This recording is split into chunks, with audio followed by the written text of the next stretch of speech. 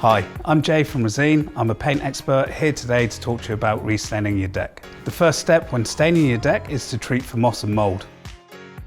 You do this by using Resene Moss and Mould Killer. Mix with water and actually scrub on or spray onto the surface of any areas there's moss and mould. Remember to follow the mixing ratio on the container. The next step is to scrub with Resene Timber and Deck Wash. This product needs to be scrubbed into the surface for 15 minutes whilst keeping it wet. That way, the grain actually opens up in the timber and the stain will be able to penetrate fully.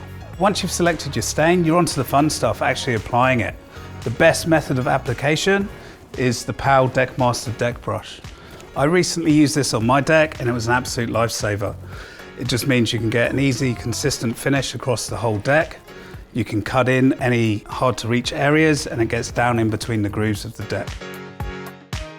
With whichever stain you use, we recommend applying 2 coats. Leave a day between each coat so the stain's got full chance to penetrate.